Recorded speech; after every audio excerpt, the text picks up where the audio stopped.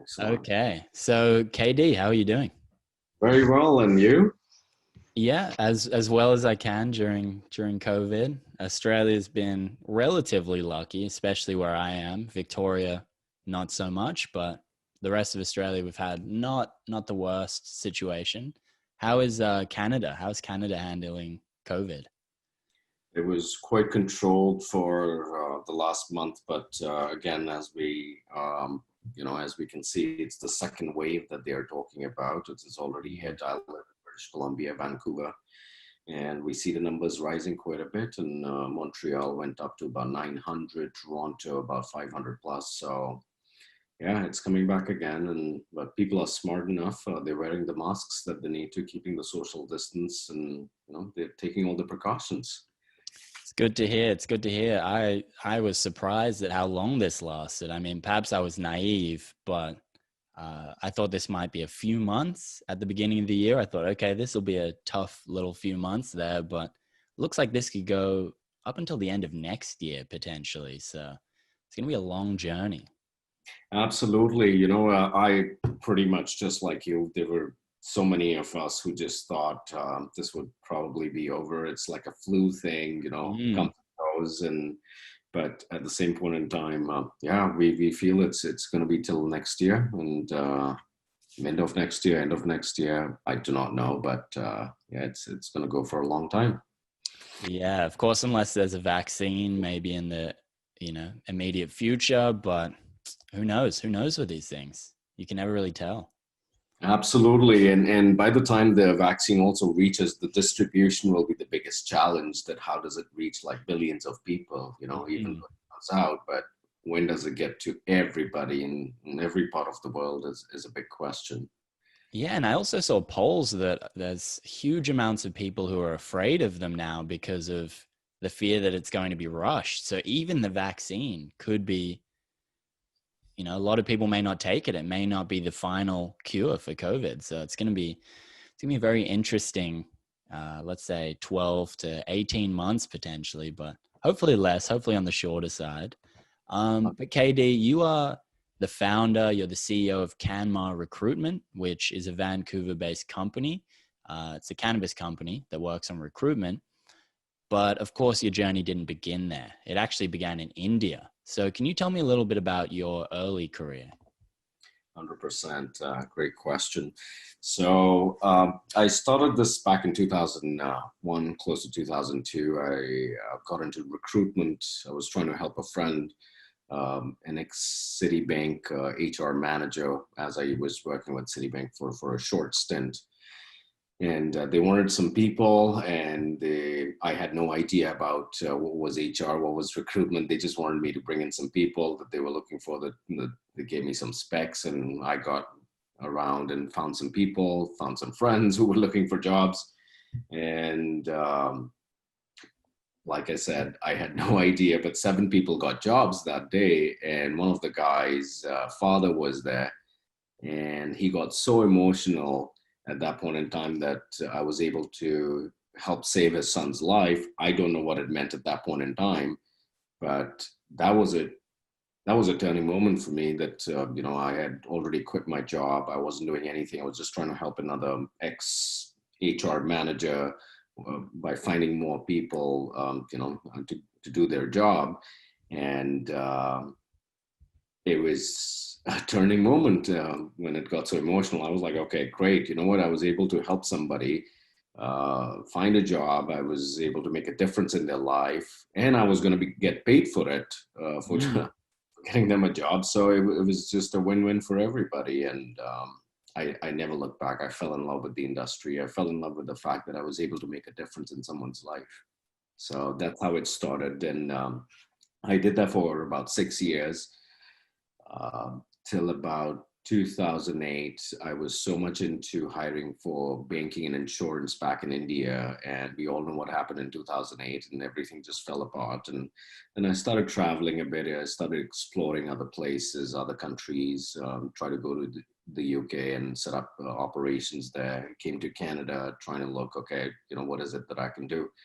Finally, again, moved to Canada and started Destination One Consulting here, which is the parent company for CanMar Recruitment, and started hiring for different sectors, technology to engineering, construction, real estate, you name it.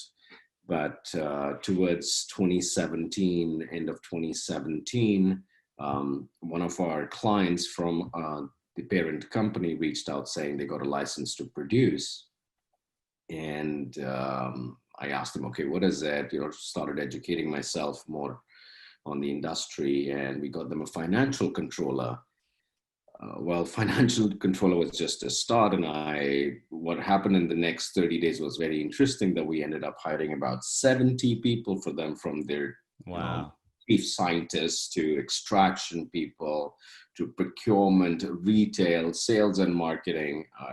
This was a brand new industry for us. And yeah, that's how it all started. And now CanMar has more than 60 to 70 clients within North America, a few in the EU, UK, and other places.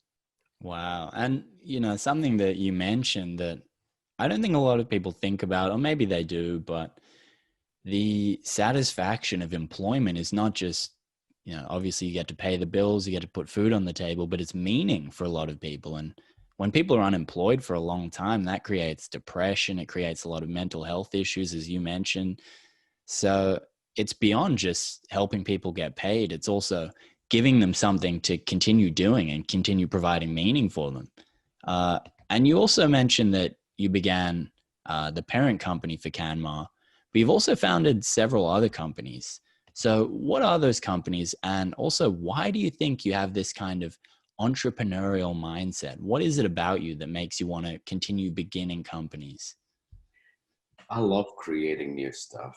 We as humans, our minds have the limitless capability if we use it in the right way.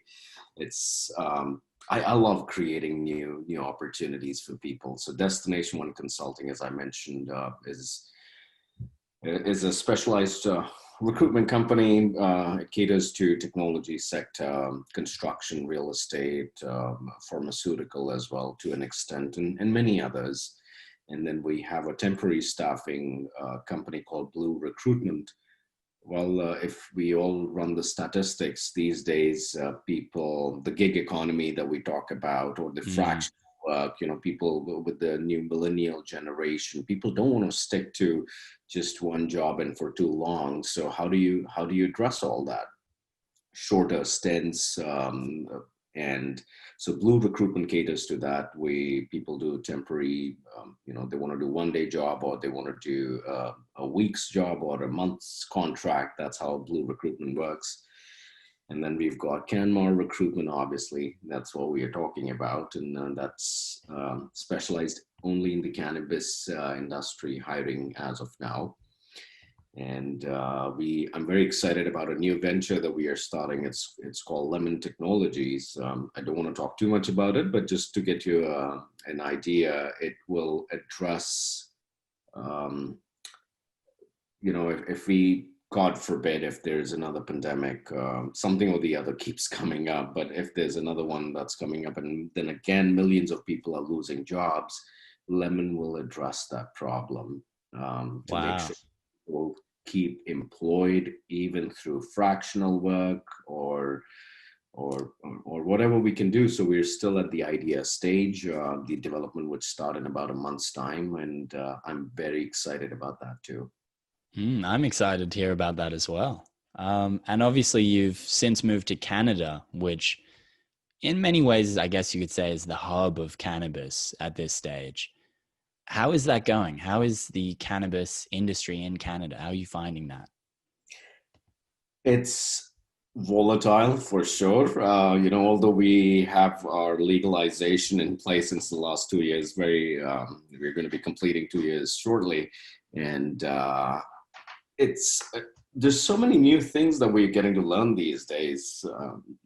I see the industry where it's going to go is going to go towards more of extraction, micro cultivators, and on that side versus really bigger giants trying to think that they can take over the world and the entire cannabis industry. Didn't work.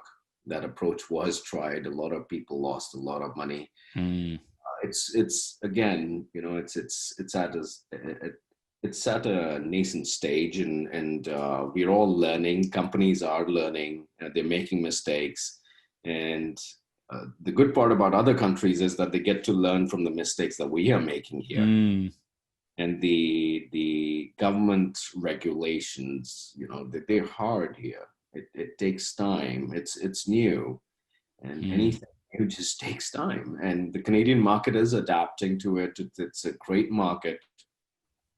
We know that towards the south, it's not federally legal. The elections are coming up. I do not know who's going to win or what is going to happen, but everybody's hoping that it goes legal at a federal level. And I'm sure in New Zealand as well, we are voting for a yes, that mm. supporting the buzzy kiwi, so that it goes legal. So yeah, it's going to be very interesting, and I see cannabis industry is here to stay and stay for a long time, and it's going to stabilize itself. It's just taking a natural course. It's the teething issues. So Canada is definitely doing a decent job. I know we have a lot of work to do. Yeah, as does the rest of the world. But one thing I've noticed during COVID, and you've probably seen this yourself, is that cannabis sales have increased, cannabis consumption has increased during COVID. And I think that's really a testament to how durable the industry is. I mean, there, of course, are these teething issues, but I do think it's here to stay. And I think this is the ultimate proof of that, is that even during this struggle, people are still consuming cannabis, they're still turning to the industry. It's still being resilient in the face of, this immense economic downturn and great terrible unemployment, I should say, but very high levels of unemployment. But let's get to CanMar, which is your baby, let's say. Tell me a little bit about CanMar and what you guys do. You've touched upon it briefly. So CanMar Recruitment, what it does is it's a specialized HR and recruitment company in this cannabis industry. So what we do here is, let's say an employer, a licensed producer, extraction company, a retailer.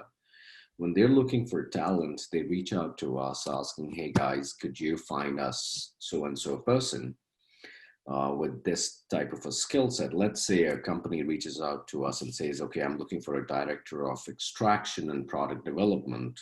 So we know what it takes and what are the kind of specifications, but every company has their own, the basic hard skills, which are the education and so on and so forth, are the same. It's the cultural fit that is the most important as well. While you can have all the education in the world, you need the right attitude from a person as well. So that's what CanMar does. We are a headhunting company. So we go find those people and we present those top screened, shortlisted, interviewed candidates to our clients, and we take them through the interviews with the client. We work shoulder to shoulder, just making sure we get the right people in the door, and we help people get jobs. That's what we do at CanMar Recruitment. And fortunately, coming from a recruitment background, we saw this anticipation is power, as they say. We anticipated, okay, how the industry would build. And so we started targeting about 16 different industries outside of cannabis at that point in time. This is about 2 years ago for us. And we started reaching out to people, building network. Hey, if you were to ever move into the cannabis industry, what would it look like? And this was a worldwide reach for us. And we are still continuing to do so. And educating people and bringing them onto our database, so that let's say we go into the New Zealand market, Australian market, Germany, wherever it may be, in any part of the world, that we know who is going to be looking for a job in the cannabis industry, who is open. It's not only the interested people, it's also the curious minds that you have to educate. So CanMar is, in a nutshell, an HR recruitment company, and with a lot of education for people who want to get into the industry. We love to, share knowledge with them. Mm. Yeah, because I think when a lot of people think about cannabis, there are kind of the typical jobs they think of. So it might be a dispensary, it might be cannabis cultivation. But are there any other adjacent industries that aren't specifically to do with cannabis, which have a lot of the same transferable and applicable skills for the industry? You know what? This is a amazing question. I've faced this question many times, so I'll tell you this, and this is what we know and what we feel that after doing this work for the last 3 years, it's pretty much from any industry. People who have the transferable skills can come from any industry. Could be pharmaceutical.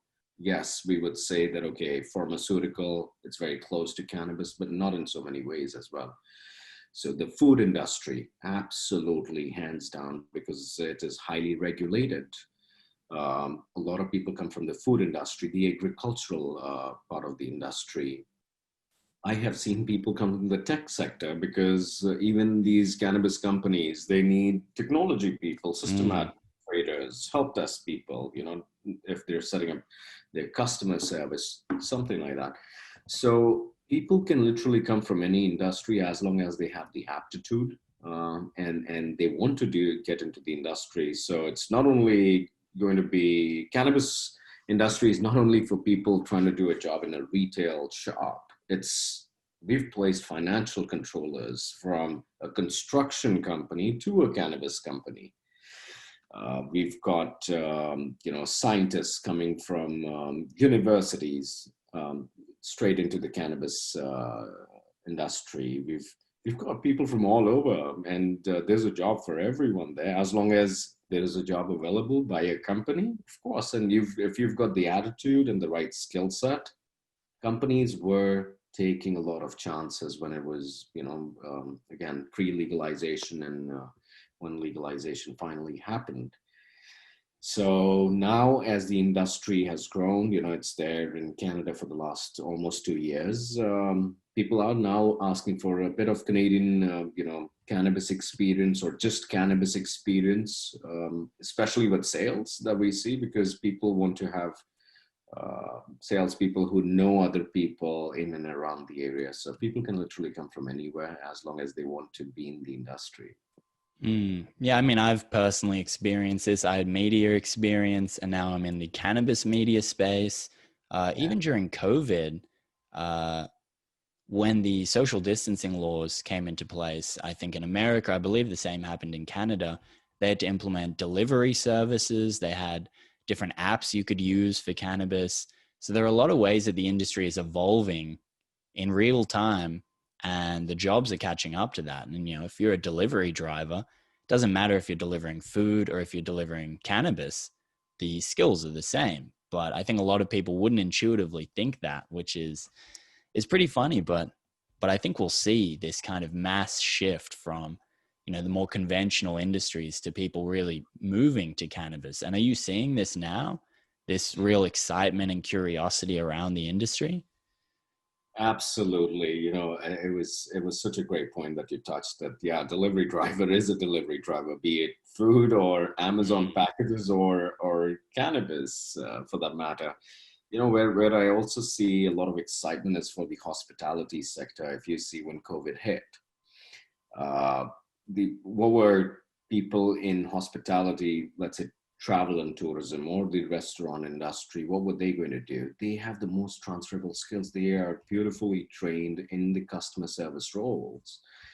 And those are direct transferable skills for people to become a bud tender, to become a store manager. And it's a no-brainer. Like, you've got customer service experience in in one industry, bring it here, educate yourself, go through the training with the cannabis, let's say a retail chain, and apply those skills. Mhm. The hard skills can always be taught. The soft skills are the tough one. It's always the tough one. Yeah, but we see a lot of opportunity for jobs, and that's for everybody. Like you mentioned, it's from a delivery driver to a financial controller to a sales and marketing person. I believe it could be for everybody. Graphic designers, I never thought, but imagine companies are coming up with products. You need those designers to come and design stuff for you. UX, UI.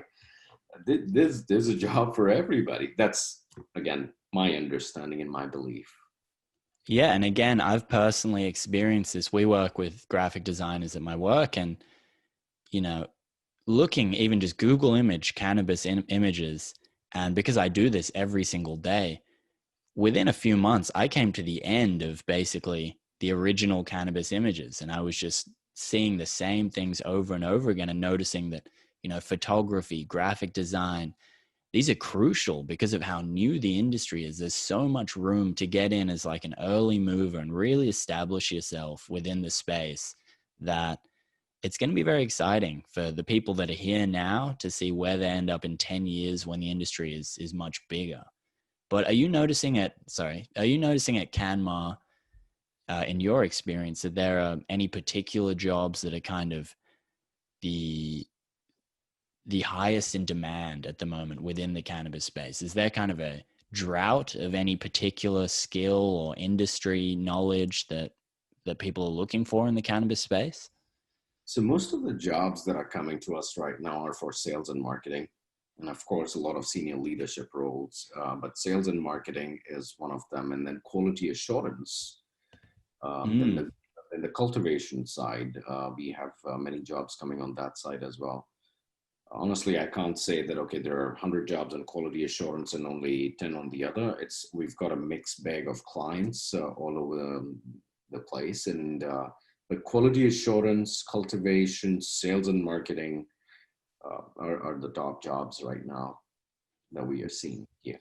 Well, it's interesting you say that, because my father is actually somewhat in the quality assurance industry, and he's mentioned to me that his work will reach out to cannabis companies because obviously, when you're dealing with a high volume of pharmaceutical products, there's still standards that you need to meet regardless of what you're making, similar to, the delivery driver. And again, it's one of those examples of things that there's so many facets of the cannabis industry that need facilitating and that need employment that, people just naturally do not think about. Would you have any advice for someone that's, say, passionate about cannabis or is not yet in the industry, that has no idea of how to get in the industry? Absolutely.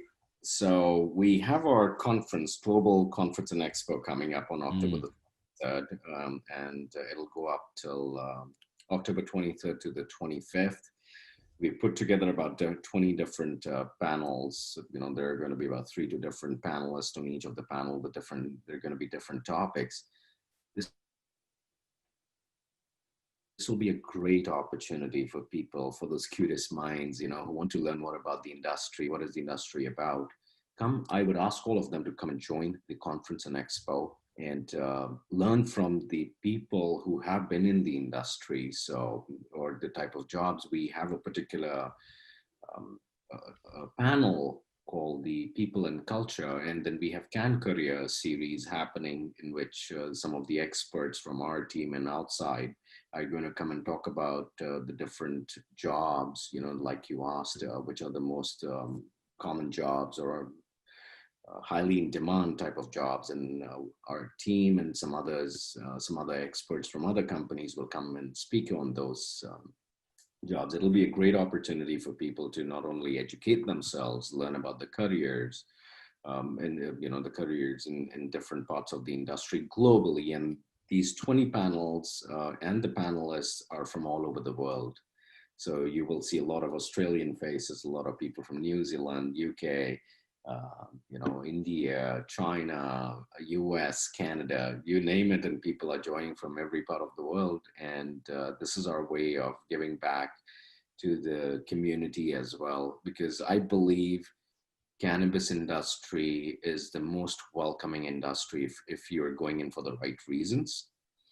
Now, the tickets are very affordable for anybody wanting to come and learn about careers, educate themselves, and gain some knowledge. It's only $20, out of which $4.20 will be given to a charity. And the person who's actually buying that ticket makes a choice. They pick what charity this money goes to. Wow. So it's a win-win, for everybody. You're helping, plus you're educating yourself, and you are learning. So Mm. that would be my advice. Yeah, well, it's such a powerful thing, education in such a new industry. I mean, I saw a study I can't remember where it came from, but it talked about doctors, and it said one of the biggest barriers to doctors prescribing medicinal cannabis products is a lack of confidence because they haven't been trained in the benefits of cannabis. They don't know necessarily about how cannabis can help with, say, inflammation or with epilepsy. If they haven't then gone through that training in their own time and taken, maybe paid their own money to learn about it personally. So I think education is so important in this industry, especially for people trying to get in the space and learning just some of the technical terms, even learning some of the concepts about cannabis. Would you say, and obviously you might be biased, but would you say there's any particular panelist or panel that you're excited about or that you see as something that people should really listen to, or is it just the whole event, would you say? Hey, like you said, I'm going to be a little biased here, but Mm, I love each and every panel. And but people and culture is, of course, very close to my heart because I've been in HR for the last 15 years and recruitment. But diversity and inclusion is also another really interesting topic, and we all need to be conscious of, we're not living 40 years from now when these things could happen. We're living in a different time. So I mm, love that topic where people come and really address that topic of diversity and inclusion and really welcoming everybody. And there are 20 topics. I would encourage everybody to go to the canmarevents.com website, take a look at the speakers page, and the topics are outlined there. And they're really interesting topics. mm, they are. And when you mentioned diversity and inclusion, and you may know this, I've seen several studies that, or statistics reports, that the cannabis industry has a disproportionate amount of females in executive positions. And it's for whatever reason, I'm not quite sure. Maybe, as you mentioned, the tolerance and the acceptance of the cannabis industry that is, it's so new, it's so accepting. It hasn't really formed yet. It's still kind of malleable. So it is exciting to see kind of how it's going to take shape over the next few years. But you also mentioned giving back. You also mentioned that you want to do this to give back to the community. And that seems to be one of the biggest motivators for your initial career in recruitment is the story you mentioned of your friend who was depressed and perhaps suicidal. And you've also lived quite a philanthropic life. You've done a lot of this giving back. Can you tell our audience a little bit more about your experiences in giving back? Uh, we as humans do everything for ourselves 24/7. Mm, The fact that you are able to help and make a difference in someone else's life, even by doing the smallest of things, it makes your life more meaningful. Always believed in it, will always believe in the same philosophy that you just don't live for yourself. You should make a difference when you can.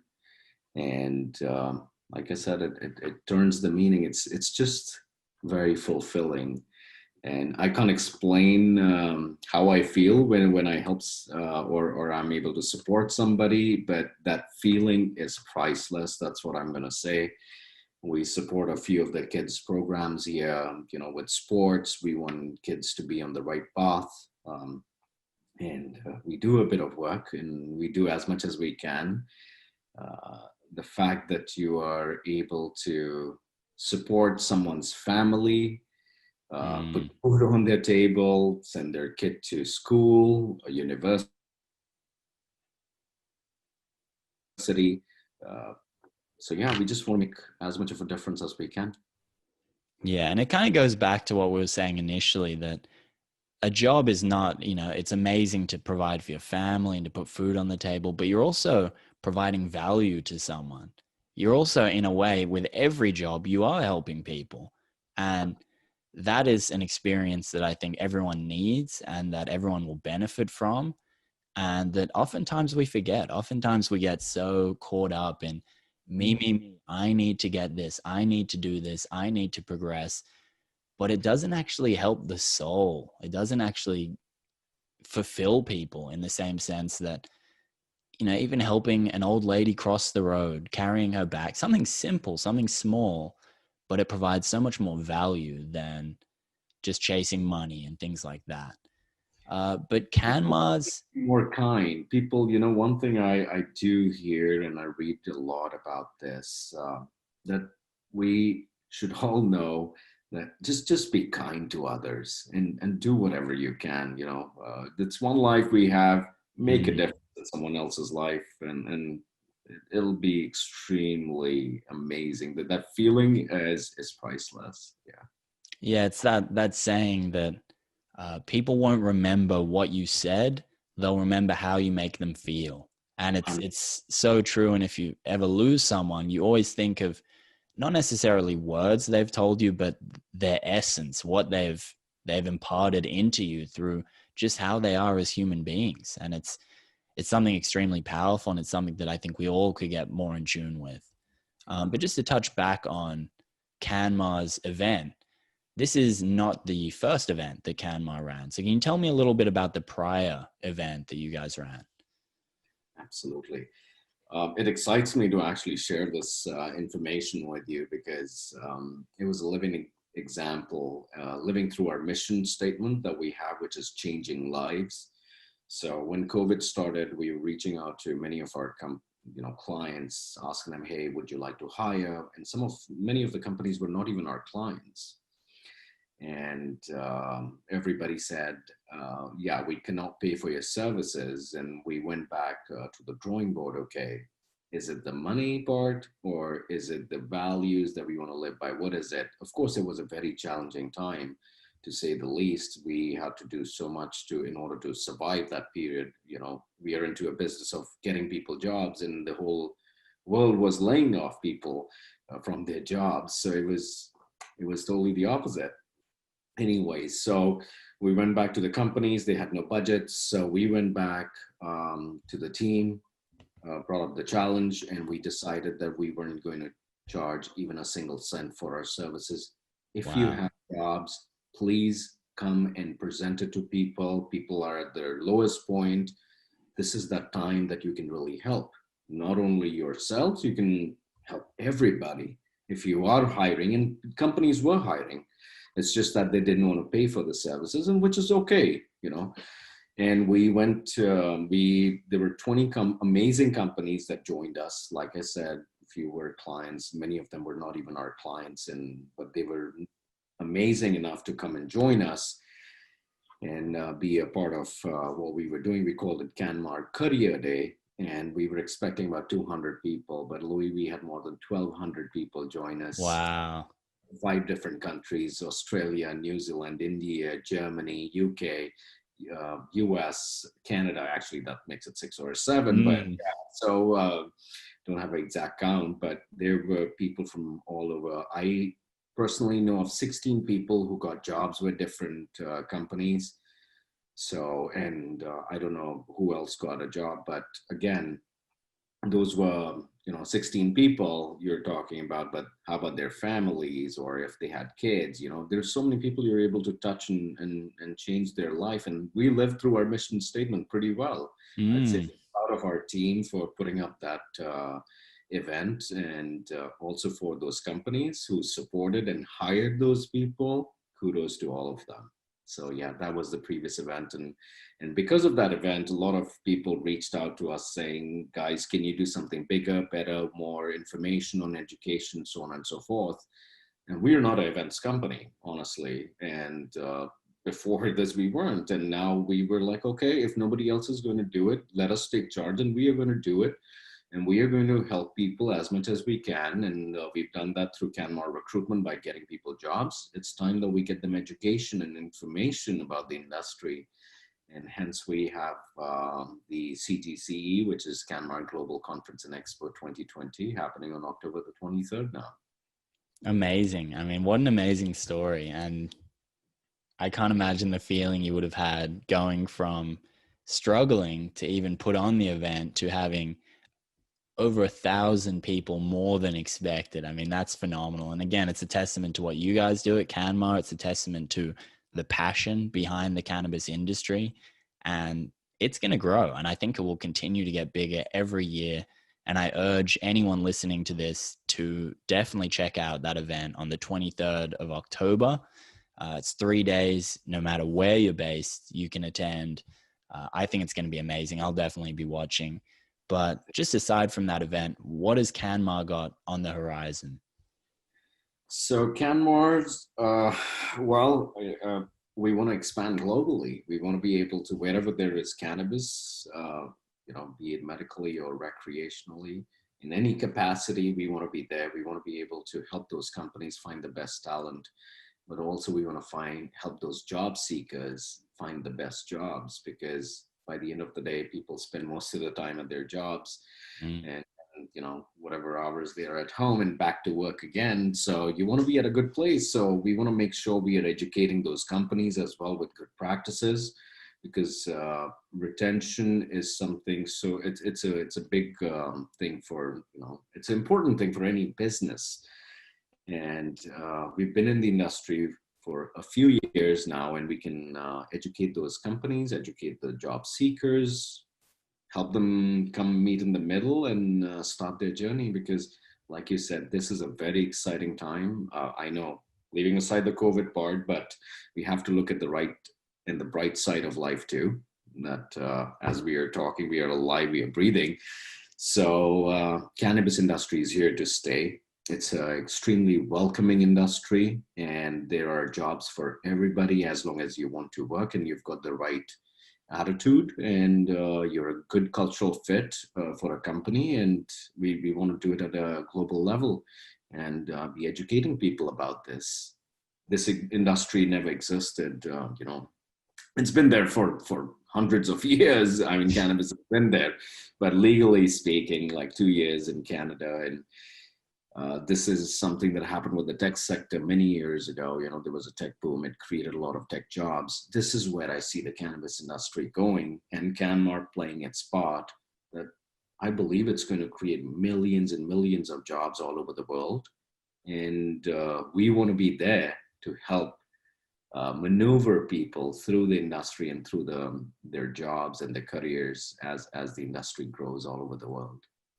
Amazing. Amazing. And it's such a valuable service, as I've mentioned throughout this interview, that I can't overstate the necessity of a company like CanMar and others, in the education space right now, helping the industry grow and helping people learn about how to get involved. And you kind of touched on this, but lastly, KD, where do you see the cannabis industry headed? What is the trajectory for what is already a nascent but quickly growing industry? I'd say extraction and the cultivation side. The micro cultivators, absolutely. That's where I see the industry going. Of course, we are going to see a lot of competition between retailers as the municipalities legalize, the states or the provinces legalize. But extraction is definitely something. It's hot, and people for sure. Amazing. Well, thank you so much for doing this with me, KD. I really appreciate it. It was great chatting with you. I look forward to the event again on the 23rd of October. Thank you so much. Louis, it's been a pleasure. And once again, we would love to have people from all over Australia and New Zealand, every part of the world, come join us. And this will be a great learning for all of us. That's the only thing I would say. And we are absolutely delighted and extremely excited to do the 23rd of October to see how it goes. Awesome. Well, thank you, KD. It's been a pleasure. I hope you have a great day, and I will see you then. I'll see you at the 23rd. Thank you. Have a great day.